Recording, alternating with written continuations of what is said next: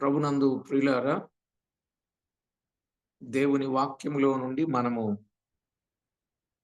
తేటైన విషయాలు నేర్చుకుంటూ వస్తున్నాం. ఆ వరుసలో ఈ దినం కూడా మనము దేవుని వాక్యాన్ని నేర్చుకుందాం.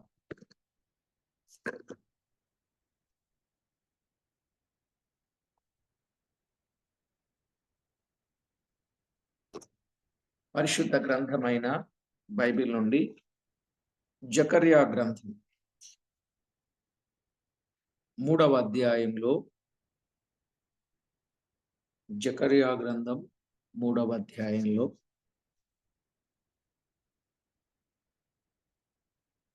7 నుండి 10 వచనాలు చదువుకున్నాం.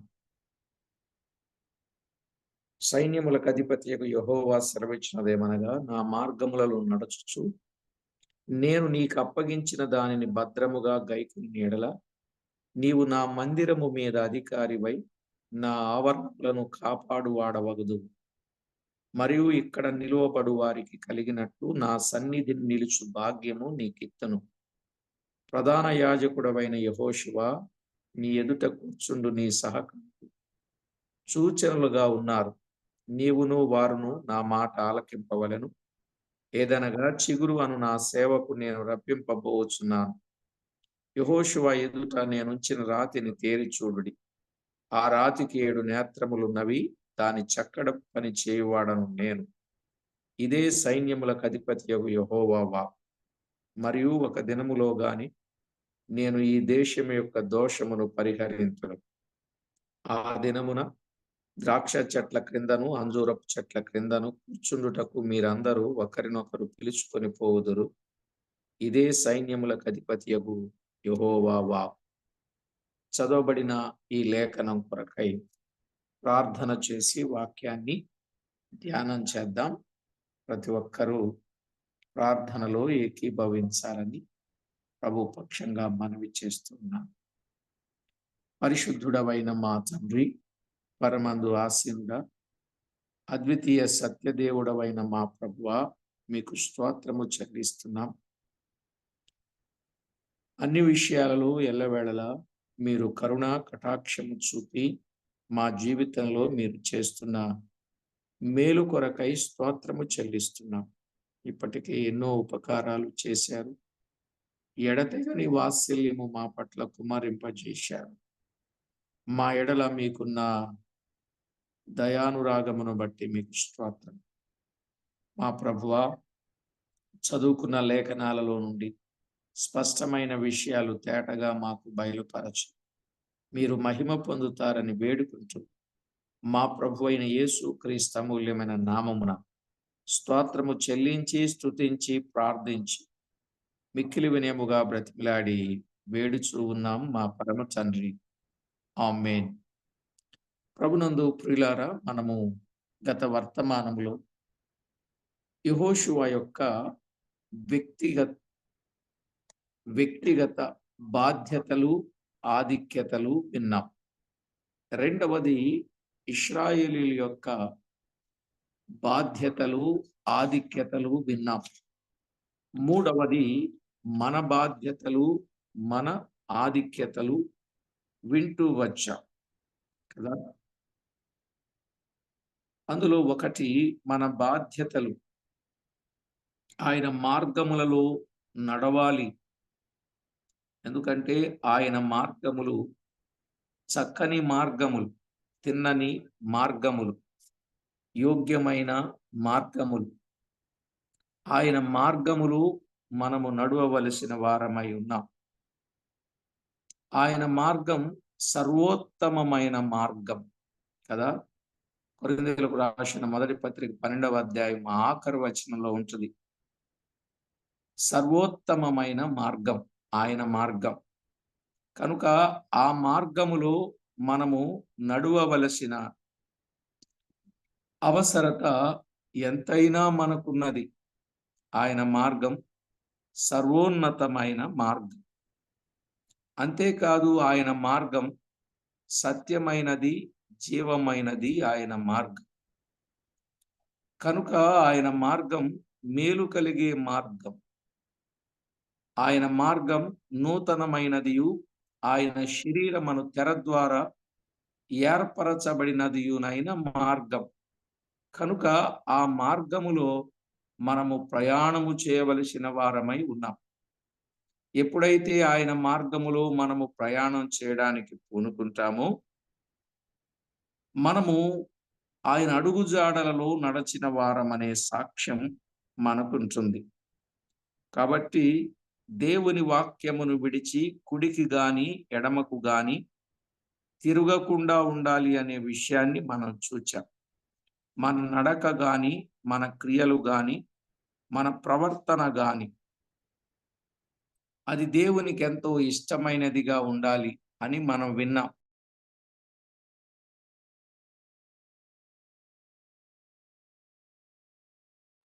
కాబట్టి ప్రభునందు ప్రియులారా, దైవ లేఖనములో వ్రాయబడిన మాటలను బట్టి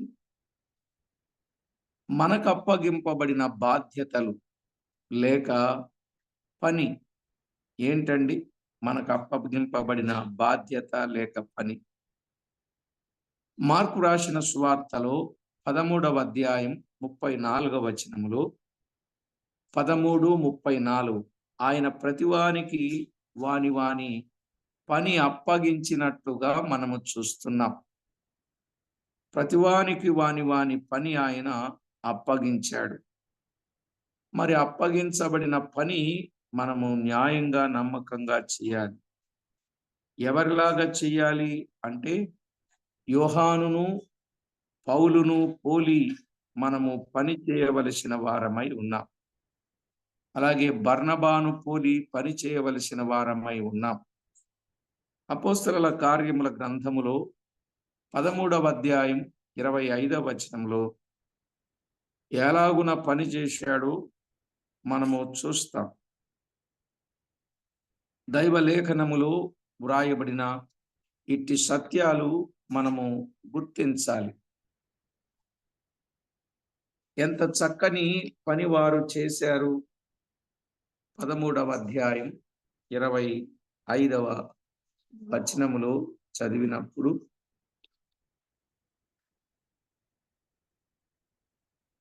పౌలు, బర్నబాలు మనుషులను ఏర్పరచి మన ప్రభు అయిన యేసుక్రీస్తు పేరు కొరకు తమ్మును తాము అప్పగించుకొని బర్నబా, పౌలు అను మన ప్రియులతో కూడా మీ వద్దకు పంపుటకు యుక్తమని మాకందరికీ ఏకాభిప్రాయము కలిగెను. వారు అప్పగించుకొనిన, తమ్మును తాము అప్పగించుకొనిన. ఎవరి కొరకు అప్పగించుకున్నారు? బర్నబా, పౌలు. బర్నబా, పౌలులు ప్రభు పని కొరకు అప్పగించుకొనిన వారుగా చూస్తున్నాం. ప్రభు పని కొరకు అప్పగించుకున్న ఈ బర్నబా, పౌలు ప్రభు పేరు కొరకు వారు అప్పగించుకున్నారు. ఇప్పుడు ఎవరు సేవ చేసినా దాదాపు 99% తమ పేరు కొరకే, తమకు పేరు రావాలని సేవ చేసేవారే గాని ఆ రోజు ప్రభు పేరు కొరకు వారు సేవ చేశారు. మాకు కాదు పేరు రావాల్సింది, ప్రభువుకే. ఎంత గొప్ప విశేషమైన విషయం. కాబట్టి ఈవేళ ఇట్టి సత్యాలను మనము గుర్తించి దేవునికి నమ్మకమైన సేవ చేయాలి. చూడండి, ఇంకా బాధ్యత ఏంటో పౌలు తేటగా చెప్పాడు. అపోస్తలుల కార్యాలు 20వ అధ్యాయం 24వ వచనములో 20వ అధ్యాయం 24వ వచనాన్ని మనము గమనించినట్లయితే అక్కడ కూడా చాలా వివరంగా చెప్పాడు. ఏమని చెప్పాడు అనంటే, ప్రియులారా, పరిశుద్ధ గ్రంథమైన బైబిల్లో ఎంత వివరంగా చెప్పాడంటే, తన ప్రాణమును ప్రియముగా ఎంచుకొనక కృపా సువార్తను గూర్చి పరుగు పెట్టాడు పౌలని రాయబడింది. తన ప్రాణాన్ని లెక్క చేయలేదు ప్రభు పని కొరకు. కనుక నేటి దినాలలో మనము కూడా ప్రాణము కంటే ఆయన అప్పగించిన పరిచర్యనే ఎక్కువగా భావించి పని చేయవలసిన వారమై ఉన్నాము. లేకపోతే, అలాగాన్ని చేయకపోతే కిరీటము అపహరింపబడుతుందండి. ప్రకటన గ్రంథం 3వ అధ్యాయం 11వ వచనం. ఒకవేళ అలాగున ప్రాణము కంటే ఆయన అప్పగించిన పరిచర్యే ముఖ్యముగా భావించి మనము పని చేసినట్లయితే కిరీటమును కాపాడుకున్న వారం అవుతాం. మన కిరీటాన్ని ఎవరు అపహరింపలేరు. కనుక నియమ ప్రకారం అనగా క్రమబద్ధమైన రీతిగా పోరాడకుంటే కిరీటము దొరకదు. క్రమబద్ధమైన పోరాడకపోతే మనకు కిరీటము దొరకదు. తిమోతికి రాసిన 2వ పత్రిక 2వ అధ్యాయం 5వ వచనంలో చెప్పాడు. తిమోతికి రాసిన 2వ పత్రిక 2వ అధ్యాయం 5వ వచనం. గనుక మనము మన పని నమ్మకముగా బాధ్యులమై ఉన్నాం. అలాగున మనము ఆ పని నెరవేర్చినట్లయితే దేవుడు మనకు కొన్ని ఆధిక్యతలు ఇవ్వబోతున్నాడు. ఆ ఆధిక్యతలు ఏమిటి? యెహోషువకి ఇచ్చిన ఆధిక్యత, ఇశ్రాయేలీయులకు ఇచ్చిన ఆధిక్యత, మరి మనకిచ్చే ఆధిక్యత ఏమిటి? ఒకటి, ఆయన మందిరము పైన అధికారము అన్నాడు కదా. ఆయన మందిరము పైన అధికారం. మందిరం అనగా సంఘమే. మందిరం అనగా ఆయన రాజ్యం. మందిరం అనగా ఆయన రాజ్యం.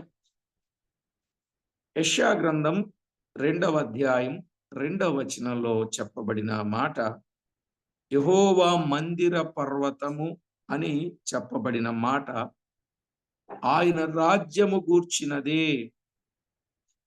యెహోవా మందిర పర్వతము అని చెప్పబడిన మాట ఆయన రాజ్యమును గూర్చినది. మీకా గ్రంథం 4వ అధ్యాయం 1వ వచనం. మీకా గ్రంథం 4వ అధ్యాయం 1వ వచనం గనుక చదివితే కొన్ని విషయాలు మనకు అర్థమవుతుంది. ఆయన రాజ్యమును గూర్చిన సంగతి. ఆయన రాజ్యములో అన్నాడు.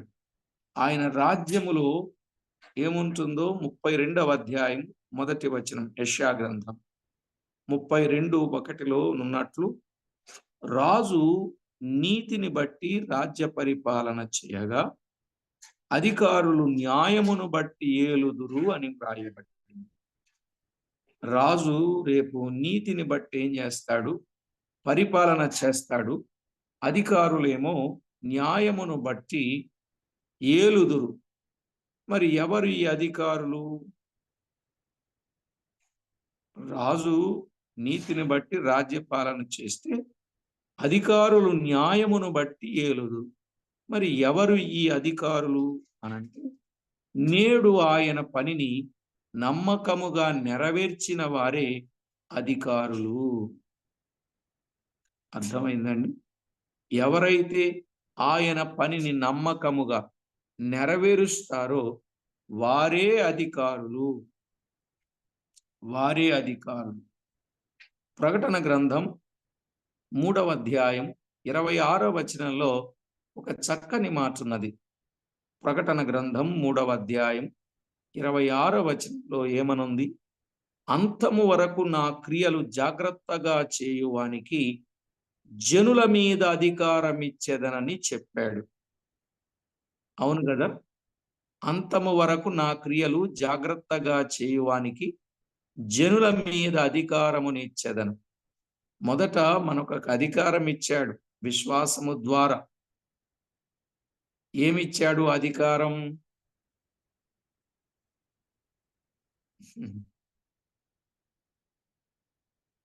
ఆయన బిడ్డలకు ఆయన పిల్లలమయ్యే అధికారం ఇచ్చాడు విశ్వాసం ద్వారా. యోహాను సువార్త 1:12 ప్రకారం. ఇప్పుడు ఆయన పనిని మనము నమ్మకముగా చేసినట్లయితే మనలను అధికారులనుగా చేశాడు. వేటిపైన? ఆయన రాజ్యములో న్యాయమును బట్టి ఏలే అధికారం ఇచ్చాడు. జనుల మీద అధికారముని ఇచ్చాడు. ఎంత గొప్ప మాట! అధికారులను చేసిన వాడు ఆయనే, అధికారం ఇచ్చేవాడు ఆయనే. ఇది ప్రవర్తనను బట్టి కలిగిన అధికారం. ఇది ప్రవర్తనను బట్టి. ఇందాక విశ్వాసమును బట్టి, విశ్వాసమును బట్టి కలిగిన అధికారం ఆయన పిల్లలమయ్యాం. ఇది ప్రవర్తనను బట్టి కలిగే అధికారం. ఇది ఏలుబడి చేయటానికి దేవుడిచ్చే అధికారం. పనిని బట్టి కలుగు అధికారం, పనిని బట్టి కలిగే అధికారం. చూడండి, మీరు లూకా వ్రాసిన సువార్త 19వ అధ్యాయం 16-17 వచనాలలో అక్కడ బడా నమ్మకమైన మంచి దాసుడా అంటే పని చేశాడు, ఆ పనిని బట్టి ఆ నమ్మకత్వపు స్థితి వచ్చింది. అప్పుడు ఏమన్నాడు? 10 పట్టణముల మీద అధికారివై ఉండుము అని చెప్పాడు. మీరు చదువుకుంటే లూకా సువార్త 19వ అధ్యాయం 16-17 వచనాలలో 10 పట్టణముల మీద అధికారివై ఉండుమని చెప్పాడు. అదే 19:19లో 5 పట్టణముల మీద అధికారివై ఉండుమని చెప్పాడు. 5 పట్టణముల మీద అధికారి. 10 పట్టణములు, 5 పట్టణములు. అంటే 10 పట్టణాలు తర్వాత 5 పట్టణాలు ఏంటి? 5 పట్టణాలు తర్వాత 10 పట్టణాలు కదా. అంటే ఇప్పుడు మనము చూడండి, మనం ఆలోచన చేసినట్లయితే ఇలా మనం చెప్పుకుందాం, మనకు ఈజీగా అర్థం కావడానికి. మన ఇండియాలో ఎన్ని రాష్ట్రాలు ఉన్నాయి? 28, 29 రాష్ట్రాలు ఉన్నాయి. ఈ 29 రాష్ట్రాలకు రాజధానులు ఎన్ని?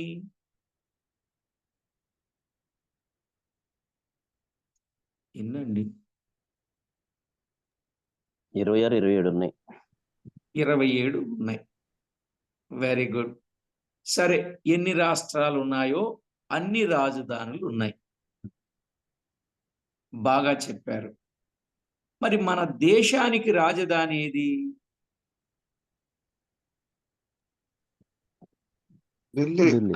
ఢిల్లీ.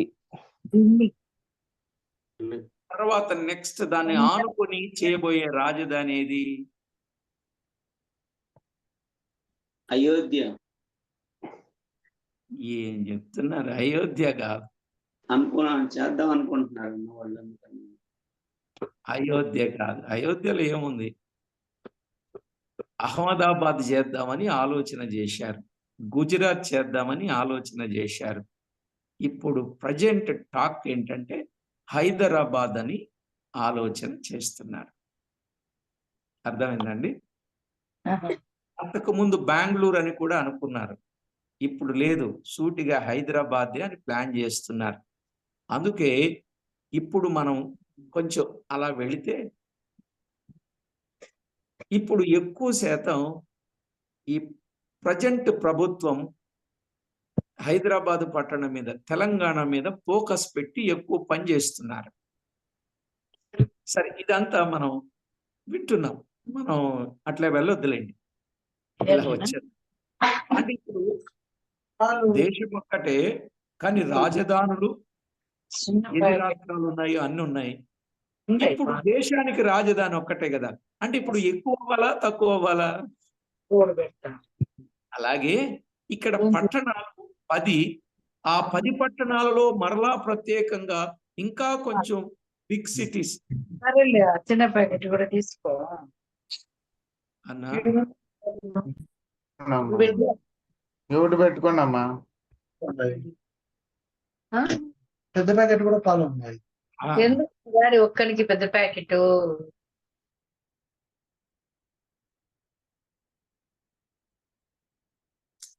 కేకరన్నా మ్యూట్ పెట్టండి. నేను పెట్టానులే, నేను పెట్టాను. కష్టంగా ఉంటుంది నాకు ఇక్కడ పెట్టడం. సరే, ఏది ఏమైనా ప్రభునందు ప్రియులారా, ఉదయం లేచిన దగ్గర నుండి ఇక ఇదే కదా, పాలు, టీ, కాఫీ, ఈ మాటలు వినపడతా ఉన్నాయి. సరేలేండి, దానికంటే మంచి ఫుడ్ మనం తింటున్నాం, దేవుని వాక్యాన్ని. రైట్. విషయాన్ని మనం అర్థం చేసుకున్నప్పుడు ప్రభు పిల్లలమైనటువంటి మన జీవితంలో దేవుడిచ్చే ఆధిక్యతలు, అధికారాలు 10 పట్టణముల మీద అధికారి, 5 పట్టణముల మీద అధికారి అన్నాడు. అదే మత్తయి రాసిన సువార్తకు రండి. మత్తయి రాసిన సువార్త 25వ అధ్యాయం 20 నుండి 23 వచనాలు. మత్తయి సువార్త 25వ అధ్యాయం 20 నుండి 23 వచనాలలో అనేకమైన వాటి మీద నిన్ను నియమించినట్లు, అనేకమైన వాటి మీద నియమించునట్లు అన్నాడు. ఇంకా ఎన్నున్నాయో అనేకమైన వాటి మీద నియమిస్తా అని చెప్పాడు. అనేకమైన వాటి మీద, నిజమే, అనేకమైన వాటి మీద.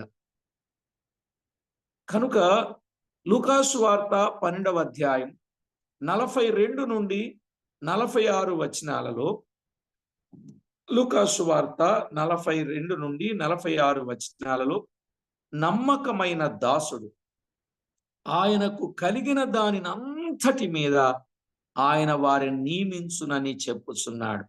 కలిగిన దానినంతటి మీద, అనేకమైన వాటి మీద. 10 పట్టణాలన్నాడు, 5 పట్టణాలన్నాడు, అనేకమైన వాటి మీదనన్నాడు. ఆయనకు కలిగిన దానినంతటి మీద ఆయన నియమిస్తాను అని చెప్పాడు. కనుక ఈలాగు పనిలో నమ్మకంగా ఉన్నవారు క్రీస్తు రాజ్యములో అధికారులై అంతస్తుల వారీగా పాలిస్తారు. అదే ప్రమోషన్స్ అంటారే. ఇప్పుడు భూలోకంలో ప్రమోషన్స్ ఉంటాయి కదా. రేపు అలాగే న్యాయ సింహాసనము దగ్గర తీర్పు జరిగిన తర్వాత ప్రమోషన్స్ ఉంటాయి. ఎవరికి? దేవుని పిల్లలకు. అందుకే న్యాయపు సింహాసనం దగ్గర. అందుకే పరలోకానికి వెళ్ళిపోవడం గొప్ప మనందరికీ. కానీ పరలోకానికి వెళ్ళిన తరువాత ఆ అధికారాలు పొందడం అనేది ఇంకా గొప్ప. అందుకే భూలోకములో అల్పుడనబడిన వాడు పరలోకములో గొప్పవాడనబడతాడంటే రేపు ఎలా గొప్ప, అది ఒక గొప్ప ఆధిక్యత అన్నమాట. అందుకే పరలోకానికి వెళ్ళడం, పరలోకానికి వెళ్ళిన తర్వాత అక్కడ ఉన్నతమైన స్థితిలో ఉండడం, దాని కొరకు లోకంలో మనము నమ్మకంగా జీవించాలి. అప్పగించిన పని బాధ్యతతో నెరవేర్చాలి. మీరు అంటుంటారు కదా, అన్న ఏంటి వీళ్ళు ఇలా ఉన్నారు, వీళ్ళ సంగతి ఏంటి, అసలు పరలోకానికి వెళ్తారా? వారు రక్షించబడితే రక్షణ పోదు కాబట్టి వారు పరలోకానికి వెళతారు. కానీ అక్కడ ఆధిక్యతలు ఉండవు. అక్కడ ఆధిక్యతలు లేనప్పుడు ఏమనిపిస్తుందో చెప్పనండి. ఇలా అనుకుందాం, మన తోటి వారు మనతోనే ఉన్నారు, మనతోనే కలిసి ఉన్నారు, మనతోనే తిరిగారు. ఇప్పుడు మనతో ఉన్నవారు మనకంటే ఎక్కువగా ఘనపరచబడతా ఉన్నప్పుడు మనకేమనిపిస్తుంది? ఎంత బాధ అనిపిస్తుంది. అంతేందుకండి, నలుగురం కలిసి సేవకు వెళ్ళామనుకోండి, ఈ నలుగురిని స్టేజ్ మీదకి పిలవకుండా ఒక్కరినే స్టేజ్ మీదకి పిలిచేసరికి మేమందరం వెళ్ళాం, మమ్మల్ని పిలవలేదనే ఫీలింగ్ ఉంటుందా ఉండదా?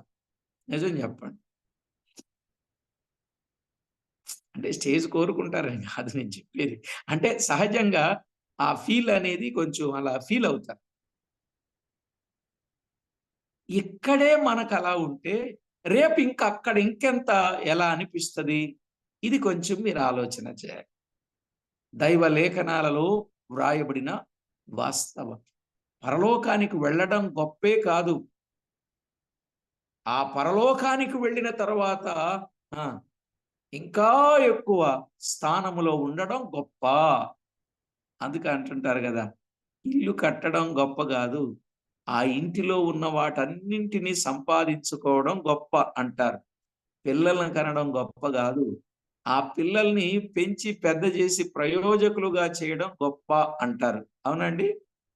ఉద్యోగం రావటం గొప్ప కాదు, అది ఊడిపోకుండా కాపాడుకోవడం గొప్ప అంటుంటారు కదా. ఇట్లా ఎన్నో ఉంటాయి విషయాలు. అందుకే నేను ఆ మాట అలా చెప్పాల్సి వచ్చింది. అసలు మన మట్టుకు ఇప్పుడున్న విశ్వాస పరిధులను బట్టి చూస్తే పరలోకానికి వెళ్ళడం గొప్ప, పరలోకం వెళితే చాలు అనుకుంటాం అంతే. అవునండి. కానీ ఆ పరలోకానికి వెళ్ళిన తరువాత ఈ ఆధిక్యతలు, అలాగే నమ్మని వారికి కూడా ధవళ సింహాసనం దగ్గర తీర్పు ఎందుకు జరుగుతుందో చెప్పనా? వాళ్ళకు లేకపోతే డైరెక్ట్ తీసుకెళ్ళి నరకంలో వేయొచ్చు కదా. కానీ వాళ్ళకెందుకు తీర్పు జరుగుద్దంటే వారు చేసిన పాపాల చిట్టాను బట్టి వారికి కూడా రేపు ఆరని అగ్ని గంధకాలతో మండు గుండములో శిక్షలు ఎక్కువగా ఉంటాయి. ఇక్కడేమో ప్రమోషన్స్, అక్కడేమో పనిష్మెంట్స్. ప్రమోషన్స్ కావాలా, పనిష్మెంట్స్ కావాలా? అబ్బా, ప్రమోషన్సే కావాలి, పనిష్మెంట్స్ అయితే వద్దు. మరి ఎంతవరకు నమ్మకంగా ఉన్నాం? ఎంతవరకు నమ్మకంగా ఉన్నాం? ఒక్కొక్కసారి చాలా భయం వేస్తుందండి నా మట్టుకు నాకు. ఇంత పని చేస్తున్నా కూడా ఇంకా చేయవలసినంత పని చేయలేకపోతున్నాను అనే భయం వస్తూ ఉంటుంది. ఇంకా ఏదో ఒక గంట ఎప్పుడైనా రెస్ట్ దొరికింది, అలా విశ్రాంతికి వెళ్ళాలి అని అనుకున్న సమయంలో ఆ కొద్ది సమయంలో కూడా ఎంతో ఆందోళన అన్నమాట. అరే, నేను ఇంకా పని చేయలేకపోయాను, ఇప్పుడు నేను ఆ విశ్రాంతి రేపు మనం విశ్రాంతి తీసుకునేది అక్కడికి వెళ్ళిన తర్వాత కదా, ఇక్కడేంటి మనం విశ్రాంతి అన్నంత ఫీలింగ్ వస్తుంది అనమాట. మీకు ఎప్పుడు అలా రాలేదేమోలేండి. వస్తే బాగుంటుంది. ఆ బర్డెన్ అంటే ఏంటో, ఆ బాధ్యత అంటే ఏంటో మీకు కూడా అర్థమవుద్దని నేను నమ్ముతా ఉన్నాను. సరే, మంచిది. ఏది ఏమైనా రేపు దేవుడు మనలను అనేకమైన వాటి మీద నియమించాలి. ఇలాగున పనిలో నమ్మకంగా ఉన్నవారు క్రీస్తు రాజ్యములో అధికారులై అంతస్తుల వారీగా పాలించే భాగ్యం మనకు దొరుకుతుంది. ఏమండి, రేపు కాలాలా ఏలాలా? ఏలాలి. కాలాలి వద్దు, ఏలాలి. అందుకే మారతావా అంటాను సువార్తలో. మారతావా మారతావా, కాలతావా ఏలతావా, నిర్ణయం నీదే, నిర్ణయం నేడే అని చెప్తా ఉంటాను సువార్తలు. నిర్ణయం నీదే, నిర్ణయం నేడే. వారికేనా, మనకు కూడానా? నిర్ణయం నీదే, నిర్ణయం నేడే, రేపు కాదు. కాబట్టి రేపేం జరుగుద్దో మనకు తెలియదు. కనుక ప్రతి విషయంలో చాలా జాగ్రత్తగా ఉండాలి. ఇక రెండవ ఆధిక్యత ఏంటంటే ఆవరణములను కాపాడుట. ఈ ఆవరణములను కాపాడుట అనేది కూడా పరిపాలనకు సంబంధించిన పదమే. ఆవరణములను కాపాడుట అనేది రేపు పరిపాలనకు సంబంధించిన పదం. అయితే ఇక్కడ ఒక విషయాన్ని గమనించాలి. ఇప్పుడు పరిపాలన చేసే వ్యక్తి, ఇంటికి యజమాని ఎవరు? భర్త లేదా తండ్రి, అంతే కదండి. ఇంటికి యజమాని. ఇంటికి దీపం ఎవరు? ఇల్లాలు, మనందరికీ తెలిసింది. ఇంటికి యజమాని ఎవరంటే భర్త లేదా తండ్రి. ఇప్పుడు ఆ భర్త చాలా జాగ్రత్తగా తన కుటుంబాన్ని కాపాడుకోవాలి, తన కుటుంబాన్ని ఏలాలి. అదే చెప్పాడు, తన కుటుంబాన్ని ఏలలేని ఏ వ్యక్తి అయినా దేవుని పని చేయడానికి అర్హుడు కాదని తీతు పత్రికలో, తిమోతికి రాసిన పత్రికలో చాలా స్పష్టంగా కూడా చెప్పాడు. సరేనండి, కనుక కాయవలసిన బాధ్యత ఉన్నది. ప్రభుత్వాలను ఏలేవాడు ఇప్పుడు మనం చూస్తాం కదా. నియోజకవర్గానికి ఏమో ఎమ్మెల్యే అయితే, పార్లమెంటుకి ఏమో ఎంపీ అయితే, రాష్ట్రానికి ఏమో సీఎం అయితే, దేశానికి ఏమో పిఎం. ఇప్పుడు మనం ఎరుగుదాం, ఎక్కడి నుంచి? ప్రెసిడెంట్ దగ్గర నుంచి, కార్పొరేటర్ దగ్గర నుంచి, జెడ్పీటీసీ దగ్గర నుంచి, ఎంపీటీసీ దగ్గర నుంచి, ఎంపీటీసీ జెడ్పీటీసీ దగ్గర నుండి ఎమ్మెల్యే, సీఎం, ఎంపీ, పిఎం. ఇప్పుడు వీళ్ళందరికంటే ముఖ్యమైన పర్సన్ ఎవరు? ప్రెసిడెంటే. రాష్ట్రపతి. పిఎం. రాష్ట్రపతి. రైట్. ఆయన్ని ఇప్పుడు ఆమె అనాలండి, ముర్ము కాబట్టి ఆయనను మనము లేక మనకున్న పరిస్థితిని బట్టి ఆమెను మనము తొలి పౌరుడు, తొలి పౌరురాలు అంటారు. ఎందుకని ఆ పేరు ఆమెకు వచ్చిందంటే ఇప్పుడు ఆమె కనుసన్నల్లోనే అంతా జరగాలి. ఎక్కడైనా ఏదైనా ప్రభుత్వం సరిలేకపోతే వెంటనే రాష్ట్రపతి పాలన అక్కడ ఏర్పాటు చేసే అధికారం ఆమెకు ఉందన్నమాట. కనుక ఇవన్నీ కూడా ఆమె అండర్లోనే ఉండాలి. కానీ ఇప్పుడు ప్రభుత్వాలు మేనేజ్ చేస్తున్నారు అనుకోండి, అది వేరే విషయం, నేను అది కాదు. కానీ వాస్తవాలైతే చెప్తున్నా. కాబట్టి కాపాడవలసిన బాధ్యత తొలి పౌరునిది అయి ఉంటుంది. కనుక ఇప్పుడు ఆవరణములను కాపాడవలసిన వారు కూడా ఎవరు? నమ్మకస్తులే. ఇక మూడవది, ఆయన సన్నిధిని నిలుచు భాగ్యం అన్నాడు. ఆయన సన్నిధిని నిలుచు భాగ్యం. ఆయా స్థలాలలో ఉండి పని చేయుట కంటే ఆయన సన్నిధిలో నిలిచి ఉండుట అనున్నది గొప్ప భాగ్యం. కొలసై పత్రిక 2వ అధ్యాయం 19వ వచనంలో, కొలసై పత్రిక 2వ అధ్యాయం 19వ వచనంలో ఉన్నట్లు, శిరస్సును హత్తుకొనని వాడెవడును మీ బహుమానమును అపహరింపకుండా చూచుకొనుడి అన్నాడు. అర్థమైందండి? దేవుని వాక్యములో వ్రాయబడిన మాట మనం ఆలోచన చేస్తే, ఆయన సన్నిధిలో నిలిచి ఉండుట అనేది ఒక గొప్ప భాగ్యం. కాబట్టి శిరస్సును హత్తుకొనని వాడెవడును మన బహుమానమును పొందకుండునట్లు మనము జాగ్రత్త పడవలసిన వారమై ఉన్నాం. కాబట్టి ప్రభునందు ప్రియులారా, ఇట్టి సత్యాలను మనము గమనించాలి. జీవము గల దేవుని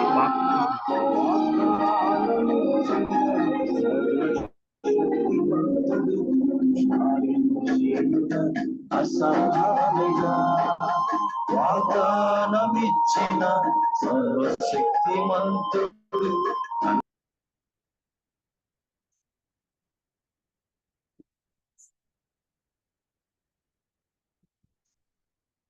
ప్రభునందు ప్రియులారా, జీవము గల దేవుని వాక్యములో వ్రాయబడినట్లు మనము చాలా జాగ్రత్తగా ఉండాలి.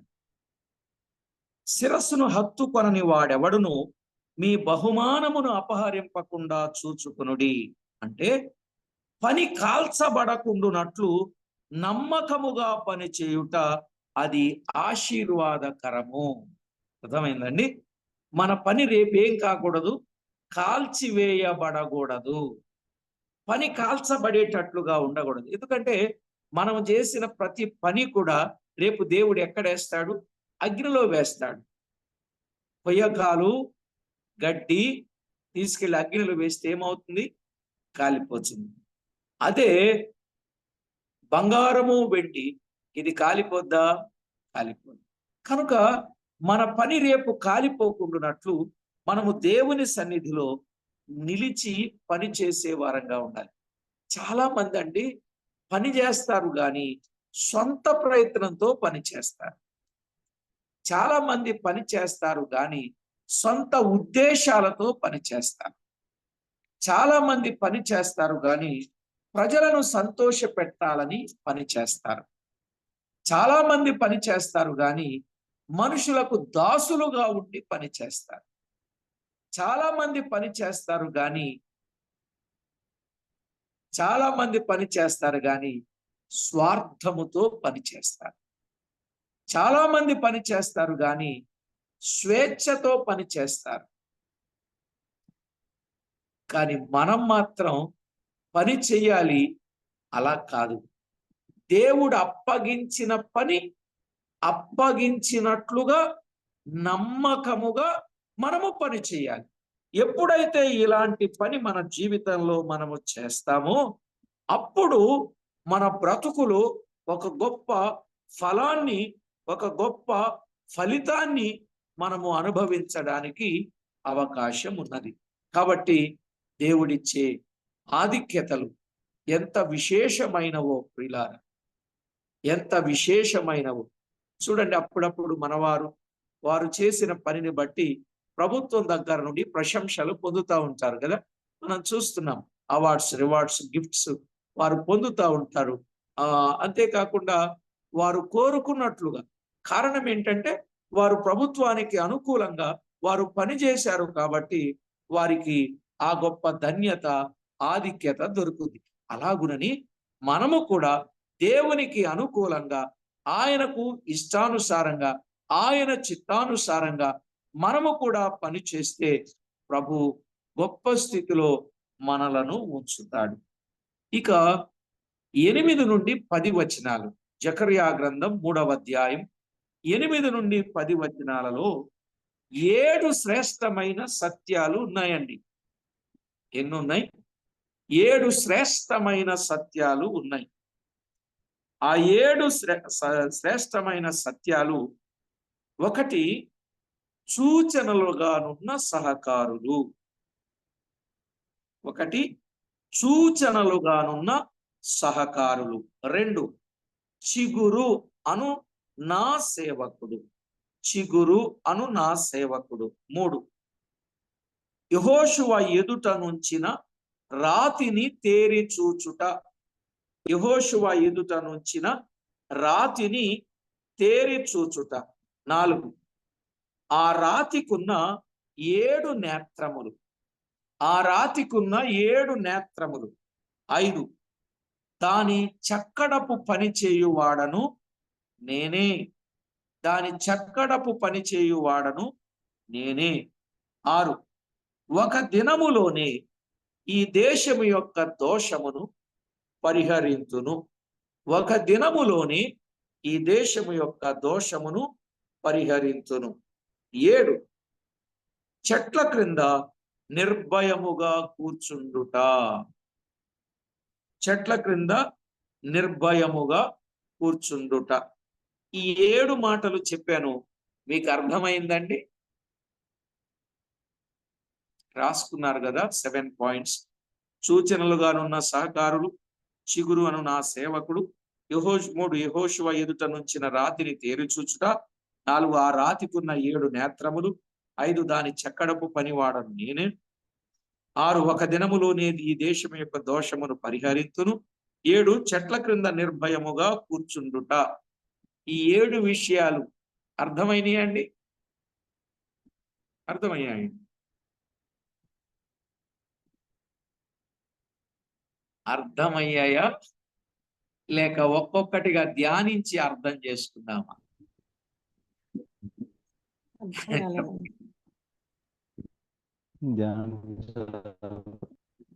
ఒక్కొక్కటి అర్థం చేసుకొని ధ్యానిద్దామా, లేక 7 విషయాలు రాసుకున్నారు కాబట్టి చాలా?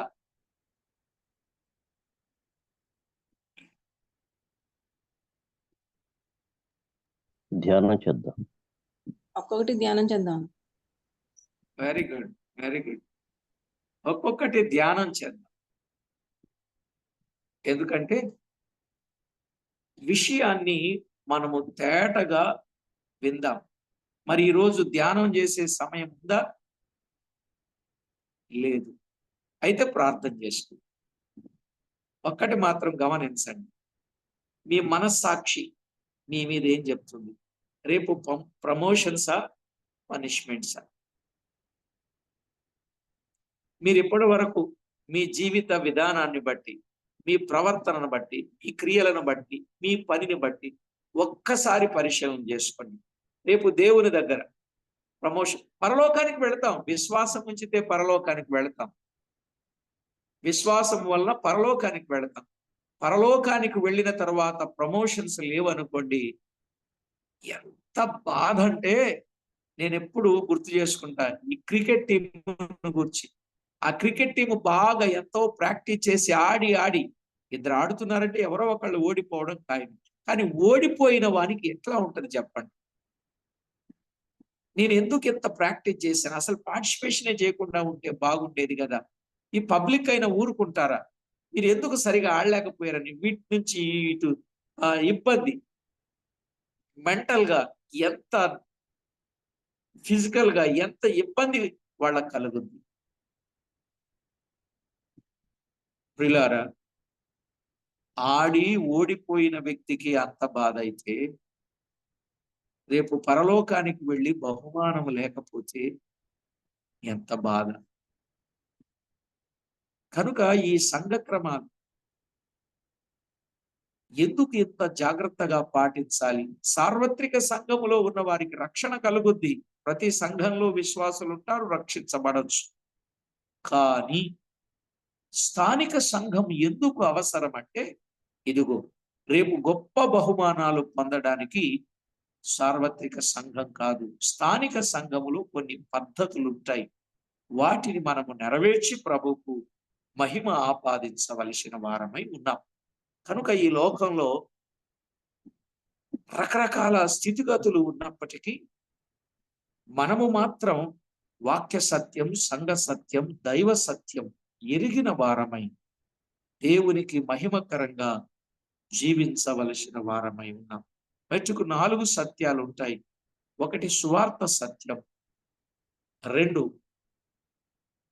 సంఘ సత్యం, 3 ఆరాధన సత్యం, 4 దైవ సత్యం.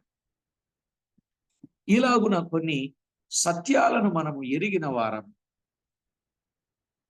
దేవునికి మహిమ తేవాలి. సేవ సత్యం, సేవ అనేది ఎలా చేయాలనేది కూడా మనం ఎరిగిన వారంగా ఉండాలి.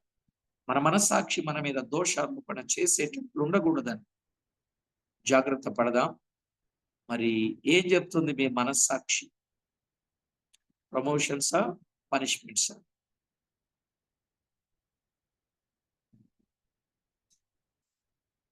మీరే ఆలోచించి.